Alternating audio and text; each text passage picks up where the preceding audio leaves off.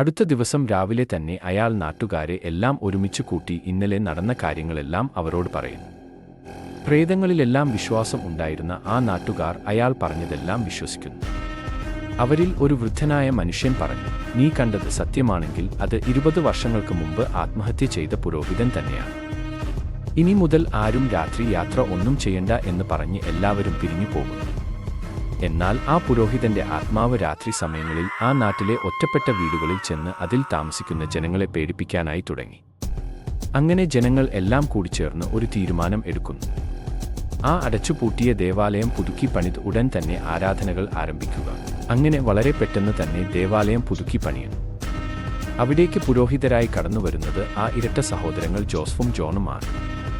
അവർ ഇരുവരും ആ ദേവാലയത്തിൽ തന്നെ നിർമ്മിച്ചിട്ടുള്ള ഒരു മുറിയിൽ ഒന്നിച്ചു താമസിച്ചുകൊണ്ട് ദേവാലയത്തിൽ ആരാധന ചെയ്യാനായി തുടങ്ങും. രാത്രിയിലത്തെ പൂജ കഴിഞ്ഞ് എല്ലാവരും പള്ളിയിൽ നിന്ന് വീടുകളിലേക്ക് മടങ്ങും.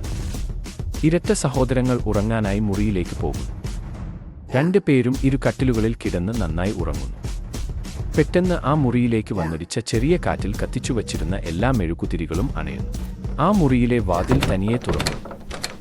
വാതിൽ തുറക്കുന്ന ചെറിയ ശബ്ദം കേട്ട് ജോൺ ഉറക്കത്തിൽ നിന്ന് എഴുന്നേൽക്കുന്നു.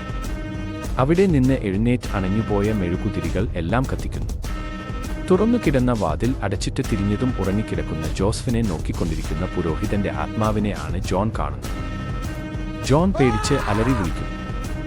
ജോണിന്റെ ശബ്ദം കേട്ട് ഉണർന്ന ജോസഫ് കാണുന്നത് തന്റെ മുന്നിൽ നിൽക്കുന്ന ആത്മാവിനെയാണ്.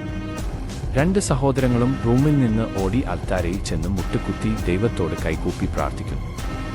ആ ആത്മാവ് അവരുടെ അടുത്തേക്ക് പതിയെ വരുന്നു. അതിൽ ജോസഫിന്റെ കഴുത്തിൽ പിടിച്ചു പൊക്കിയെടുക്കുന്നു.